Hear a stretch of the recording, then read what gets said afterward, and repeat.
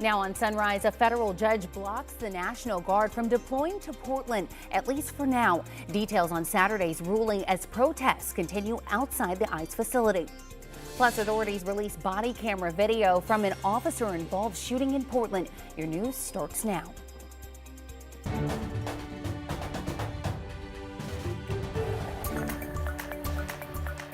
Good morning, and thanks for getting up with us to kick off your Sunday. The time now, 6 in the morning. I'm Corey Johnson alongside Rod Hill. We're expecting a beautiful day. We are about an hour and 15 away from sunup, but we've got some early fog, but this will quickly turn into a beautiful clear sky day. Let's show you kind of what's not going on, courtesy of the satellite picture. This isn't really showing up the fog pockets, but we do have some low clouds and fog being reported. Visibility map doesn't show much fog here in the valley. In fact, just seeing reduced visibility down to about 5 miles out in McMinnville. We do have more noticeable fog in Tillamook, so in the valley for you folks, good morning. But good visibility in Newport and Astoria. And again, if you are waking up and you notice some low clouds and fog where you are, I think through the mid-morning hours, 9 o'clock, no later than 10, all of that will be gone. So good visibility looking at our state capitol this morning down in Salem, 53 degrees, winds are light. And from the Wells Fargo building, you can see a little bit of cloudiness up top, 53. Winds are currently calm. East winds will slowly be developing today. It's tough to tell if they get overly breezy on the east side today or not. They certainly will be tomorrow. So right now we've got a mixed bag of some cloudiness. I saw a lot of stars driving in from Vancouver myself this morning. 64 degrees at noon, and there's the high with a clear sky of 73. Corey, should be a really nice afternoon. Back to you. Awesome. Thanks, Rod. We've shown we can hold those who engage in violence or destruction accountable. I've said from the very beginning, the number of federal troops that are needed or wanted is 0. Portland mayor reacting after a U.S. district judge grants the state's motion temporarily blocking the deployment of National Guard troops to Portland. Judge Karen Emerget granted that temporary restraining order Saturday afternoon. This ruling will stay in effect for 14 days until October 18th. The judge stating, quote, that the plaintiffs are likely to succeed on their claim that the president exceeded his constitutional authority and violated the 10th Amendment. Attorney General Dan Rayfield says effectively the order would place the National Guard back under the command of the governor at this time, but he expects this ruling will be appealed to the Ninth Circuit Court of Appeals. We will see whether the federal government wants to appeal this ruling up, and depending on how some of these things go, you might get an administrative stay of the ruling. This ruling was very clear and definitive, and I would expect the Trump administration to follow the order coming from the bench. Now, after the ruling, a White House spokesperson said that President Trump exercised his lawful authority to protect federal assets and personnel in Portland. The president had previously said on social media that troops were now in place and are training at the coast. And the ruling comes as protesters continued gathering outside the ICE facility on Saturday. Jake Holter shows us the latest in Southwest Portland. Protesters then marched from Elizabeth Carruthers Park to down here in front of the ICE facility, and after just a few minutes, ICE agents came out and unleashed tear gas and pepper balls. Thank you all so much for coming out here today. I think a lot of people are very scared. A lot of people are very nervous. Sending the military after your own citizens is an egregious act. Holly Brown helped organize Saturday's anti-ICE protest, which kicked off at Elizabeth Carruthers Park, and says she has been protesting down at the ICE facility many times over the last few months. The people protesting at ICE are completely peaceful. There are people who are going out there to stand up for their immigrant neighbors, and they are being painted in some press outlets and by Donald Trump as agitators, as people who don't belong here, who are causing violence, and nothing could be further from the truth. FBI data released Thursday claims they've made 128 arrests since June 9th, but KGW has found that many taken into custody aren't formally charged. Those who have been charged are facing penalties for trespassing all the way up to assault on a federal officer. What do you make of the current characterization of Portland as a sort of war-ravaged place? If this is war-ravaged, boy, there's a lot of people in the world that want to be here. We say fight back! Protesters then marched down to the ICE facility from the park, but were quickly met with force from federal agents. Holly Brown, who we'd interviewed earlier, stepped over the blue line on the ground marking federal property and was seemingly detained by federal agents, as you can see here, along with what looked like at least 2 other people.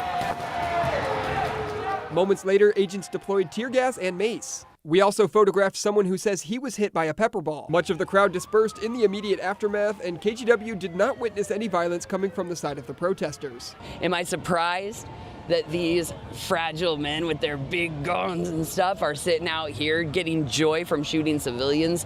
No. Jake Holter, KGW News. Now, one person arrested during a protest outside the ICE facility over the summer is now waiting to be sentenced. Friday, the Oregon District Attorney announced that 47-year-old Julie Winters entered a guilty plea for felony intimidation of a federal officer and resisting arrest. Court documents state that in June, she pulled out a knife and swung it at officers, then fought with deputy marshals when they tried to arrest her. Video shared with us showed officers tasing her. She's set to be sentenced in December. Well, after weeks of debate, President Donald Trump has authorized the deployment of 300 National Guard troops to Chicago. The Guard members' primary mission will be to protect federal officers and property. Illinois Governor J.B. Pritzker called the Trump administration's actions outrageous and un-American. This comes as tensions are rising between demonstrators and ICE personnel. Saturday, authorities say a woman was shot by ICE agents in Chicago after she rammed into a DHS vehicle. And make sure to stay with KGW for continuing coverage on the protests, plus any appeal on that ruling to send National Guard troops. Look for that here on air on KGW.com and on KGW+. Hands up! If you reach for a weapon, you could be shot! The Portland Police Bureau has released body-worn camera video from a police shooting last month. That incident took place at a gas station in southeast Portland. Now, we want to warn you, this video might be disturbing to some. You will hear the sound of gunshots, but you will not see the shots being fired or anyone getting hit. John Adams has our story. On the morning of September 20th, Portland police officers responded after a report of a man threatening an employee at a gas station in southeast Portland. They encountered the suspect at another gas station near Southeast 122nd and Division. Body-worn camera video shows officers arriving on scene and communicating with the suspect, asking him to exit the vehicle with his hands up. Hands up! If you reach for a weapon, you could be shot! The verbal commands from officers were being directed at the suspect in the passenger seat of the silver SUV, who police have identified as 30-year-old Brian Velasco Ruelas of Portland. Passenger, put your hands up! Hands up, passenger! Velasco Ruelas eventually exits the vehicle. We have decided to blur him in this video. Hands up, passenger! They're semi-cooperative. Nope, just keep your hands up! Stop reaching around! Seconds later, you can hear an exchange of gunfire. Velasco Ruelas was hit in the exchange. Portland police officers provided him medical aid after the shooting. According to PPB, a police cruiser and a nearby vehicle were hit with gunfire, and a firearm was also recovered. Velasco Ruelas was transported to the hospital after the incident. 2 weeks later, he remains in police custody in the hospital. Now, according to PPB, formal charges will be filed when he is released. The two police officers who used their firearms remain on administrative leave as that investigation continues. That's standard procedure. No officers were hurt in the incident. Saturday, people got together at Swan Island working to bring awareness of a leading but preventable cause of death. Members and volunteers of the American Foundation for Suicide Prevention took part in the Portland Out of the Darkness Community Walk. Not only are they fundraisers, but the events also give people a chance to connect with others who have been impacted by suicide. By having the beads, it's a visual. You can look at someone and say, hey, we're both purple bead people. That means we've lost a friend or relative. Or, hey, I see you have green beads. You're also an attempt survivor or someone who struggles with their mental health. So we have an automatic connection without having to share all those details. And so far, Portland, Oregon Walk has raised more than $74,000, nearly halfway to their goal. And we want to make sure that you know that help is always available 24/7. The crisis hotline is right there on your screen. Make sure to call 988.